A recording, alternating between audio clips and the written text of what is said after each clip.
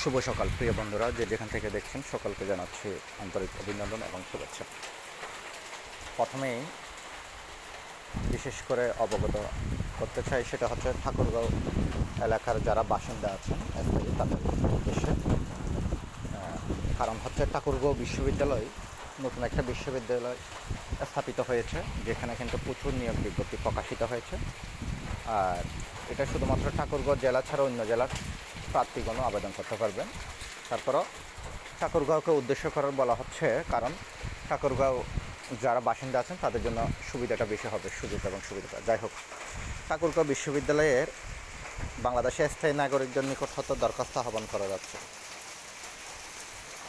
এটা হয়তো স্বায়ত্তশাসিত একটা প্রতিষ্ঠান। কী কী পদে নিয়োগ দিচ্ছে আমরা একটু দেখি। রেজিস্ট্রার নিচ্ছে আপনার একজন, বয়স হচ্ছে সর্বোচ্চ 35। আপনাদের শিক্ষাগত যোগ্যতা এবং অভিজ্ঞতাটা আপনারা একটু নিজেরা পড়ে নেবেন, যেহেতু এত বড় লং ভিডিও করলে অনেকের ধৈর্য থাকে না পুরো ভিডিওটা দেখার জন্য। সুতরাং আমি যতটুকু পারি সংক্ষেপে বলার চেষ্টা করব।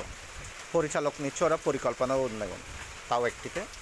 আর ডেপুটি রেজিস্ট্রার নিচ্ছে একজন, বয়স হচ্ছে সর্বোচ্চ 46 বছর, গ্রেড হচ্ছে 5। ঠিক আছে।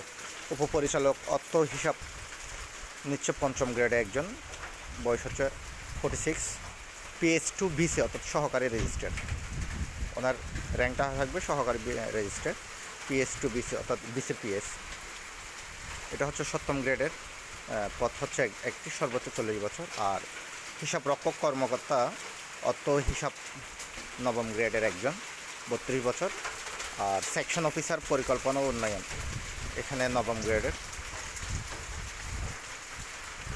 তারপর হচ্ছে সহকারী প্রকৌশলী সিভিল পরিকল্পনা উন্নয়ন, তাও 9ম গ্রেডের একজন, 32 বছর। প্রশাসনিক কর্মকর্তা রেজিস্ট্রার দপ্তরে 10ম গ্রেডের একজন, 32 বছর। হিসাব রক্ষক অর্থ হিসাব একটি, 11তম গ্রেডের, সর্বোচ্চ 32 বছর।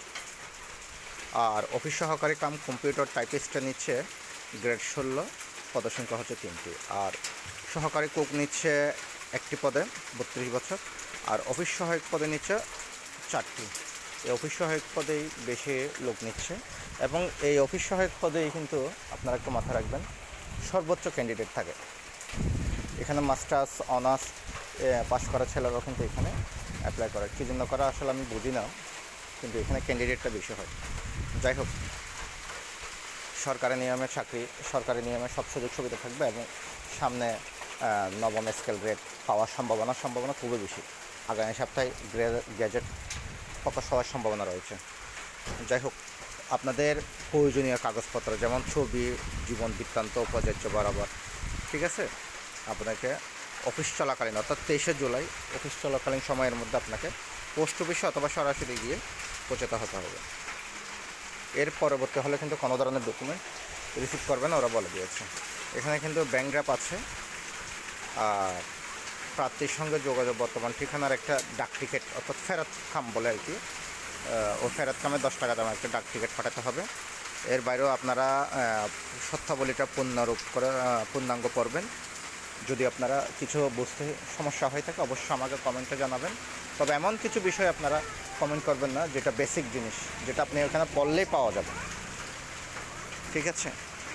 তো সবার জন্য শুভকামনা রইল, বিশেষ করে ঠাকুরগাঁওবাসী যারা আমার এই ফেসবুক থেকে দেখছেন অথবা শুনছেন, আপনাদের উদ্দেশ্যে বেশি বলবো, আপনারা বেশি বেশি করে আবেদন করেন এবং আপনাদের এলাকায় বেশি বেশি করে শেয়ার করেন, যাতে আপনাদের ভাই ব্রাদার বোন এদের কাছে পৌঁছে যায়।